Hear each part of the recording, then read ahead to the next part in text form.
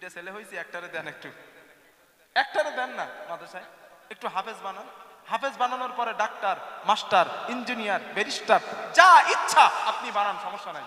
তবে হাফেজ বানাইতে যদি ভালো বেরেন হয় 2 বছরে হয়ে যাবে ইনশাল্লাহ, 2 বছরে হয়ে যাবে। যদি বেরেন একটু দুর্বল হয় 3 বছর লাগবে বেশি বেশি। হাফেজ করার পরে আপনার ছেলেটারে ডাক্তার বানান, মাস্টার বানান, ব্যারিস্টার বানান, ইঞ্জিনিয়ার বানান, যা ইচ্ছা আপনি বানান, আমার কোনো প্রশ্ন নাই। হাফেজটা বানান। কেন বানাইতে বলছি জানেন? এই ফজিলাত তো আছে, কিয়ামতে আছে, এটা আছে। প্র্যাকটিক্যাল কিছু অসুবিধা আছে। কি কিছু মনে নেবেন না, বিয়াদবি হলে মাফ চাই।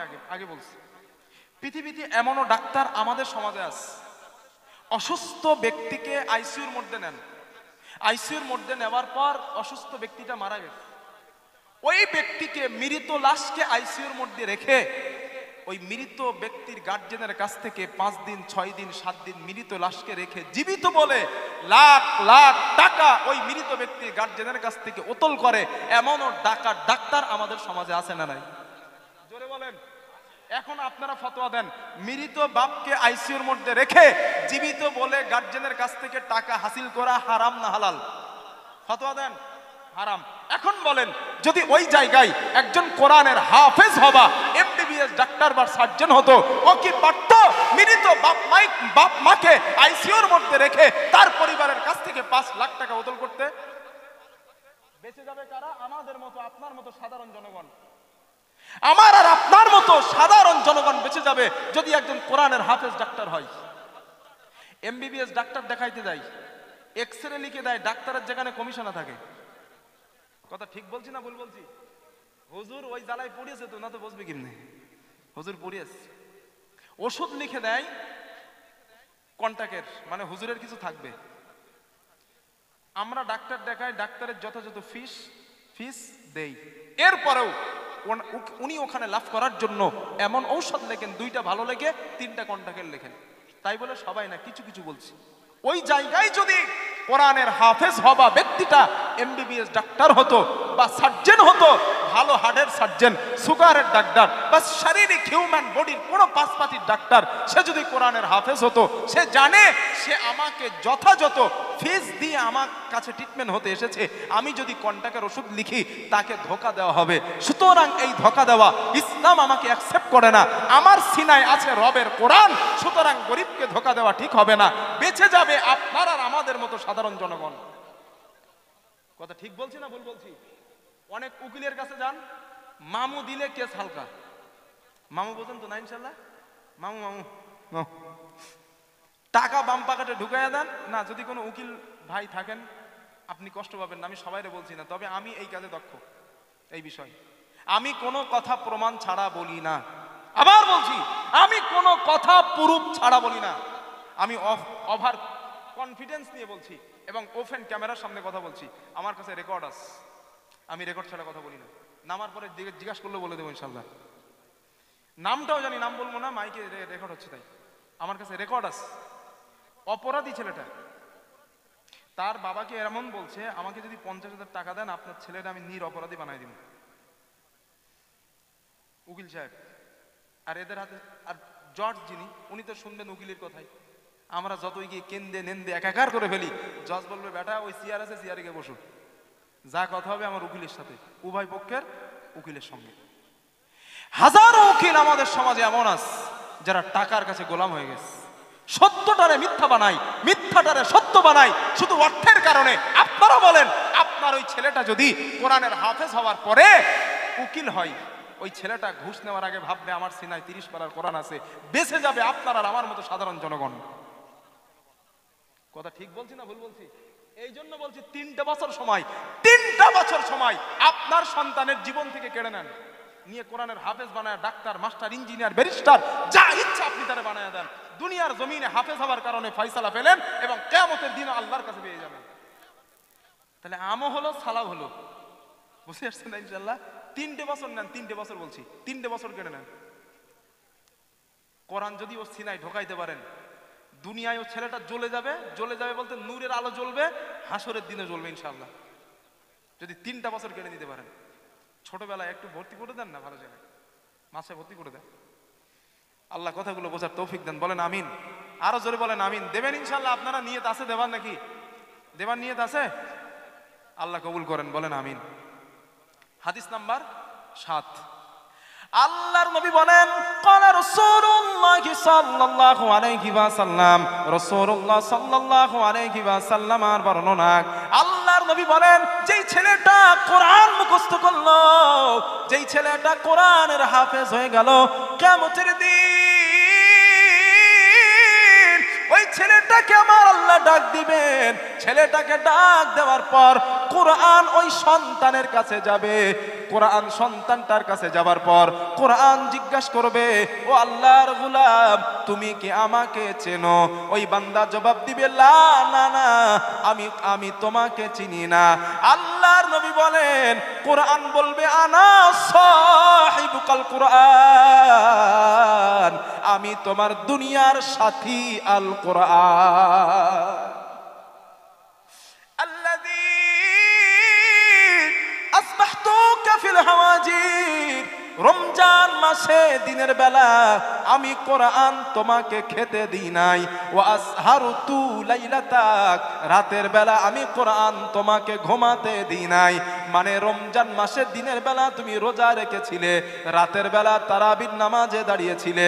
আল্লাহর নবী বলেন ফায়ুতাল মুলকু বিয়ামিনিহি, হাফেজে কোরআনের ডান হাতে আল্লাহ জান্নাতের বাদশাহী দিয়া দিবে।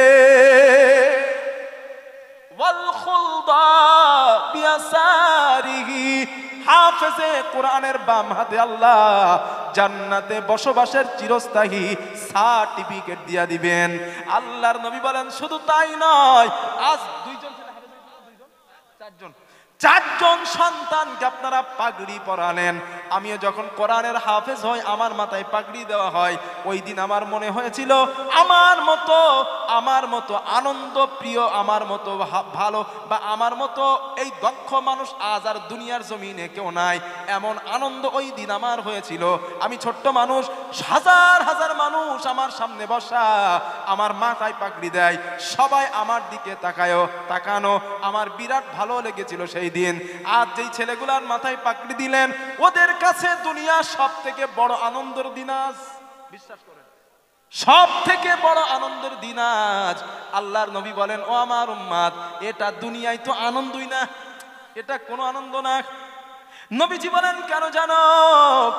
আল্লাহর নবী বলেন ওয়ায়ুদাউ আলা রাসিহি তাজুর ওয়াকার, কিয়ামতের দিন তোমার রব হাফেজে কোরআনের মাথায় আল্লাহ নূরের টুপি পরায়া দিবে।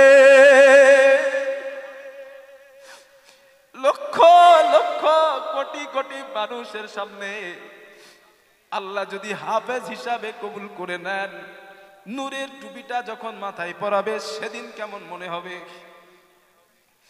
নবীজি বলেন, উম্মাত আমি তোমাদের হাবিব, আমি তোমাদের রাসূল বলে গেলাম। কোরআনের হাফেজ আমার উম্মাত যারা, ওয়ায়ুদাউ আলা রাসিহি তাজুর ওয়াকার, আল্লাহ হাসরের দিন হাসরবাসীর সামনে নূরের মুকুট আল্লাহ পরাবেন। নবীজি বলেন শুধু তাই নয়, রাহমাতুল লিল আলামিন বলেন আল্লাহ জান্নাতের জামাটাও পরিয়ে দিবেন। নবীজি বলেন শুধু ওই হাফেজে কোরআনকে পড়ানো হবে না, ও হাফেজে কোরআনের বাবা মা, আমাদের নবী হাফেজে কোরআনের বাবা মার ব্যাপারে বলেন ওই বাবা মাকে 2 জোড়া জান্নাতের পোশাক আল্লাহ পরাবেন। হাসরের দিন বাবা মা জিজ্ঞাসা করবেন, বিমা কুসিনা হাযিহি, এই সম্মান আমাদের কেন দেওয়া হয়েছে, এই মর্যাদা আমাদের কেন দেওয়া হয়েছে? দুনিয়ার জমিনে এমন নেক কাজ ভালো কাজ তো আমরা করি নাই, যেই কাজগুলা করার কারণে আজ আমাদের সম্মান এমন দেওয়া হয়েছে। আল্লাহর নবী বলেন ফেরেশতারা জবাব দিবেন, এইগুলা তোমাদের সন্তানকে কোরআন শেখানোর কারণে নিজের গাঠির টাকা খরচা করে সন্তানটারে মাদ্রাসায় পড়িয়েছিলা, সন্তানটারে হাফেজ বানিয়েছো, আলেম বানিয়েছিলে। আমার আল্লাহ তোমাদের উপরে খুশি হয়ে গিয়েছেন, ও আল্লাহর বান্দারা, মাথার ঘাম পায়ে ফেলা টাকাগুলা দিয়া সন্তানটারে হাফেজ বানানোর কারণে আমার আল্লাহ তোমাদের গায়ে জান্নাতের পোশাক আল্লাহ পরিয়ে দিয়েছেন। যাও আল্লাহর বান্দারা, যাও আল্লাহর দয়ার জান্নাতে প্রবেশ করো। জোরে জোরে বলেন সুবহানাল্লাহ, লিল্লাহি তাকবীর।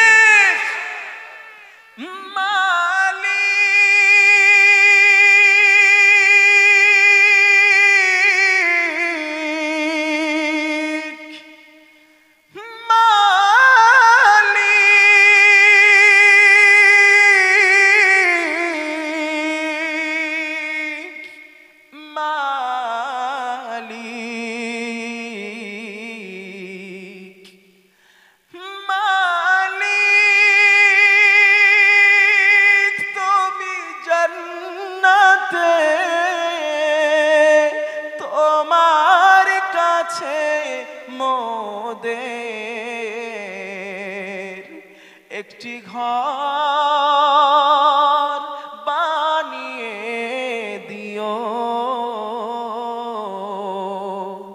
একটি ঘর বানিয়ে দিও।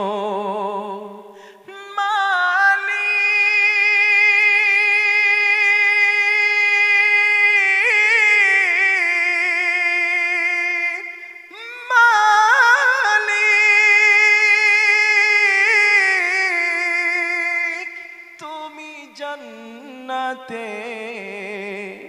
তোমার কাছে মোদের একটি ঘর বানিয়ে দিও, একটি ঘর বানিয়ে দিও। বলেন আমিন, আরো জোরে বলেন আল্লাহুম্মা আমিন।